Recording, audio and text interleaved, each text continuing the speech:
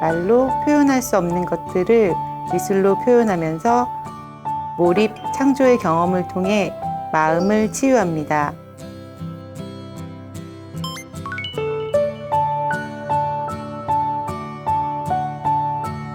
안녕하세요. 저는 장현정이라고 합니다. 저는 현재 미술치료사이고요.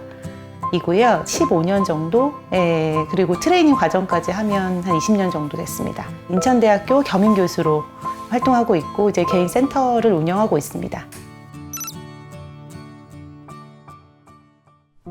미술치료의 목표는 기본적으로 내적인 치유입니다. 미술을 매개로 해서 자기를 표현하고 나타내고 좀 내면을 이야기할 수 있도록 하는 심리상담의 한 분야라고 생각하시면 되겠습니다. 미술치료를 한다고 해서 그냥 매번 그림만 그리는 게 아니라 책을 읽을 수도 있고요. 음악을 듣고 작업을 할 수도 있고, 만들기도 굉장히 다양한 미술에서 쓰는 모든 재료들을 다 사용하거든요. 분명히 이제 뭔가를 완성한 경험이 그 다음 작업에도 영향을 주고 굉장히 개인의 자존감에도 영향을 많이 주기 때문에 가능하면 작품을 완성할 수 있게 도와주는 거죠. 치료의 과정에 어떤 그 증거이기도 하고 또 치료 그 변화 과정을 또 볼 수 있는 계기가 되기도 하고요.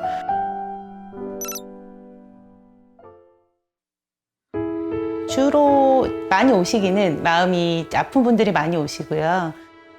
보통은 힘들거나 정말 고통스러워서 정말 많이 망설이다가 오시거든요. 원래 전통적인 심리치료는 언어를 사용하시는 분들을 대상으로 진행을 했었거든요. 그런데 지금은 상담을 필요로 하는 분들이 되게 다양해졌어요. 아직 말을 잘 하지 못하는 어린아이부터 어른, 장애가 있는 분들, 치매 어르신들 누구나 할 수 있거든요. 유아동들은 굉장히 활동이 좀 주가 됩니다. 그냥 그림으로만 자기를 나타내게 하는 것도 되게 괜찮은 표현 방법이거든요. 그 작업 자체로 충분히 자기 표현의 의미가 있고요. 특히 치매 어르신들 같은 경우는 기본적으로 목표가 회상이거든요. 정말 과거 이야기들이 풍부하게 나올 수 있게끔, 과거에 대한 작품들이 풍부하게 만들어질 수 있게끔 그렇게 진행을 하죠. 요즘에는 사실 미술치료가 되게 보편적으로 많이 진행을 하고 있어서 이제 예방적인 차원의 의미로도 진행이 되거든요. 그래서 학교에서도 그냥 전체 학급 대상으로 진행을 하기도 하고 예방적인 목적으로도 사실 상당히 많이 진행을 하고 있습니다. 제가 느끼는 미술치료의 장점은 일단은 매체가 정말 다양하다는 거, 재료가 정말 다양하다는 거거든요. 자연물부터 시작해서 재활용품이나 흔하게 쓸 수 있는 그리기 재료나 클레이 같은 것도 마찬가지고요.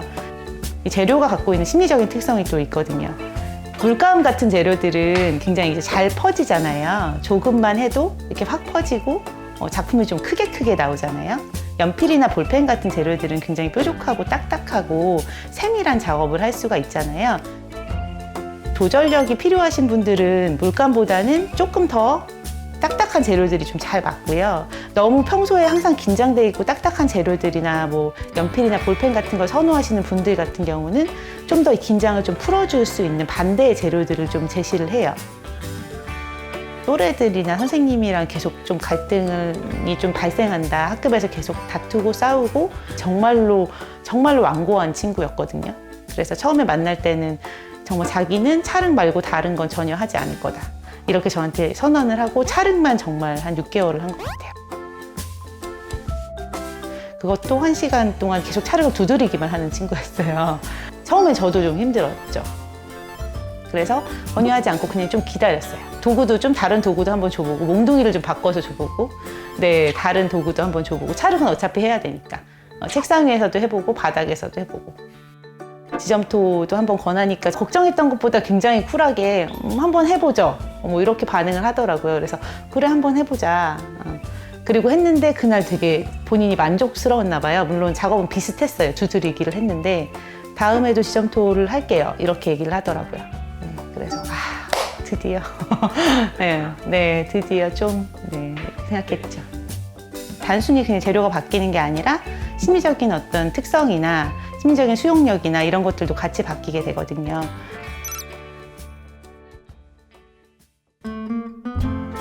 (1대1로) 이제 진행을 하고요. 또는 집단으로 진행하는 경우도 굉장히 많아요. 그래서 5명에서 8명 정도의 작은 집단이 이제 마음을 좀 터놓고 서로 지지하고 좀 힘을 얻고 가는 형태로 진행이 되기도 하고 오면 어서 와. 아, 잘 지냈어? 어떻게 지냈어? 뭐 이렇게 일상적인 이야기로 시작을 하죠. 우리 편안하신 재료로 작업을 하시면 돼요. 오늘은 이거 해볼까? 이런 작업 한번 해볼까? 그래서 작업하고 이걸로 할게요. 네네.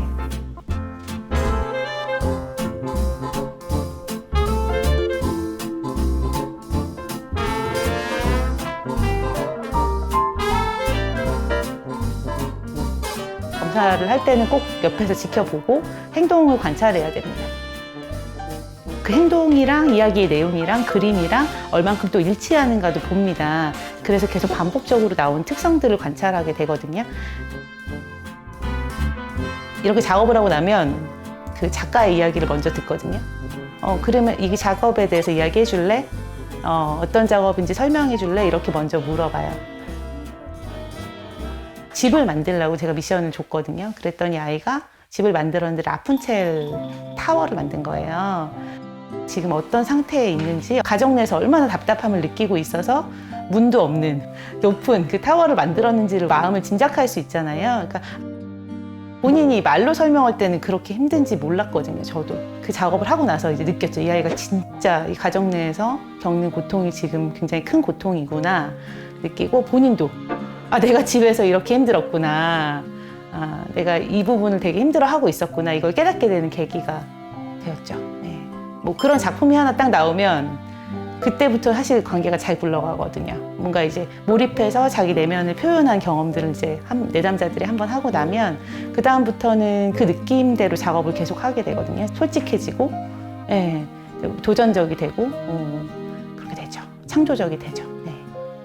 일반적으로 권하는 기간은 3개월에서 6개월 정도예요. 그 정도는 좀 진행을 해야 좀 라포 형성도 되고 정말 오게 되신 어려움에 근접할 수가 있거든요.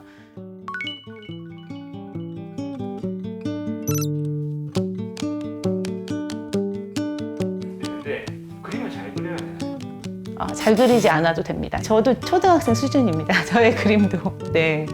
근데 저는 두려워하진 않았어요. 그림 그리는 거를 싫어하거나 두려워하진 않아서 못 그려도 되게 씩씩하게 그리는 편이었기 때문에 오히려 되게 편안해 하시는 분들도 있어요. 그래서 그림을 정말 미학적으로 잘 그리고 표현을 잘하는 것보다는 솔직하게 표현하는 게 훨씬 더 중요하고 몰입하는 게 훨씬 더 중요해서 그냥 정말 자유롭게 작업을 할 수 있게 도와주거든요.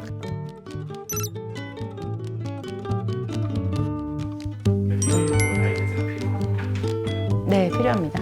일단 미술치료사라는 자격증이 필요하고요. 현재 우리나라는 아직 민간 자격이기 때문에 자격증을 발행하는 단체에서 잘 교육훈련을 받으시면 됩니다. 500에서 1000시간 정도의 교육 시간 이수를 하도록 되어 있거든요. 학회들은 시간을 이수하고 나서 미술치료사 자격 청구를 하게 됩니다.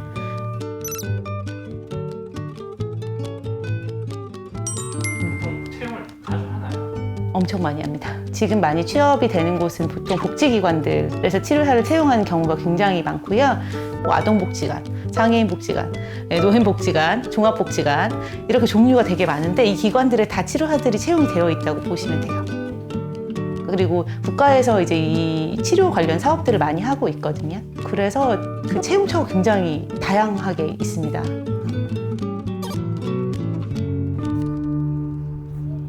지역에 있는 복지기관에서도 이제 미술치료사가 이렇게 와서 지역 주민들을 위한 프로그램을 하고 가는 이런 형태의 일들이 되게 많아지고 있어요. 되게 뭐 정서적인 문제가 있는 분들이 아니라 건강하게 일상생활을 영위하고 있는 분들이 일상생활에 대한 이야기를 하러 오신 거예요. 지금 제가 여기 이렇게 나뭇잎을 띄웠어요. 이 나뭇잎을 보시니까 어떤 생각이 드세요? 가을이 떠올라요. 예쁘다. 제목도 한번 더 보시겠어요? 저 그림의 제목. 빨간 별? 빨간, 별. 되게 재밌다. 네네, 되게 상징적인데요. 같은 그림을 보고 우리가 이제 여러 가지 이야기들을 하잖아요. 이 과정이 투사되는 과정이에요. 내 마음을 여기다 이렇게 투영해서 막 나타내는 거고, 그 그림을 보고 나서 이야기를 나누거든요. 그게 되게 중요하거든요. 그리고 나서 사과나무에서 사과를 따는 사람의 모습을 그리시면 됩니다. 재료는 원하시는 만큼 원하시는 거 사용하시고 색깔도 자유롭게 쓰시고, 잘 그리고 못 그리고 진짜 중요하지 않으니까 편하게 그리시고요.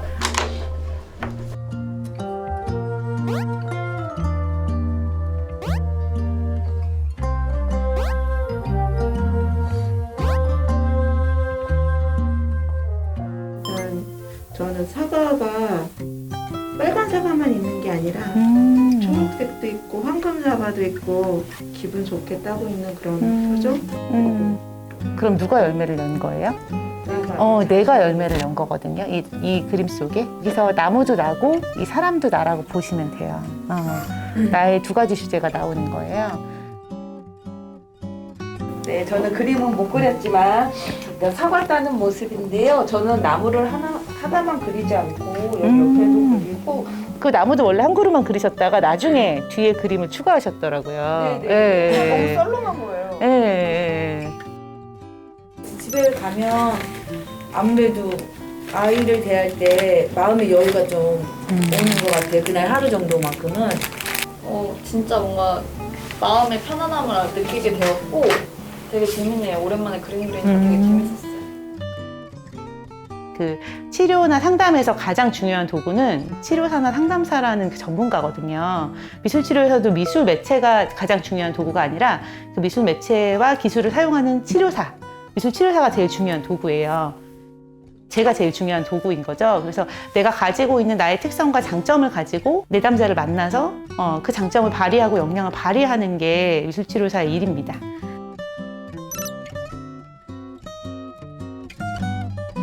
이거 되게 분분합니다. 네, 굉장히 분분하고요.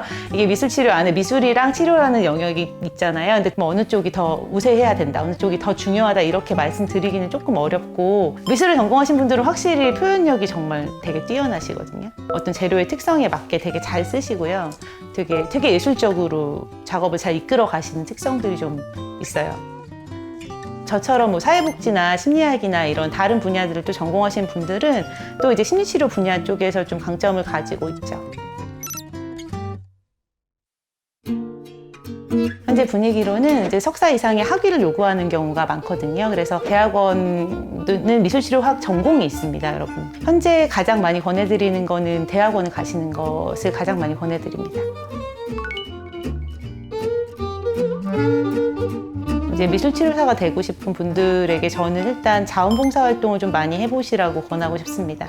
다양한 내담자들을 좀 만나보시는 경험, 누군가를 도와주는 경험을 좀 많이 해보시라고 권해드리고 싶어요. 그렇게 돕다 보면 내가 정말 잘 도와주고 싶다는 생각이 들고 더 전문적인 기술들을 배우고 싶다는 생각도 들게 되거든요. 또 하나는 이제 미술 작품을 많이 보시라고 권해드리고 싶습니다. 미술을 좀 가까이 하시라고 권해드리고 싶어요. 여러분들이 취미생활로 미술을 하시거나 뭐 전시회에 가시는 것도 굉장히 좋은 방법이고요. 누군가를 내가 도와주고 그 사람의 삶에 영향을 주었다는 거, 그 사람의 삶이 달라지고 보다 행복해지는 모습을 옆에서 지켜본다는 그 기쁨이 굉장히 크고 즐겁습니다. Breaking hearts to a root.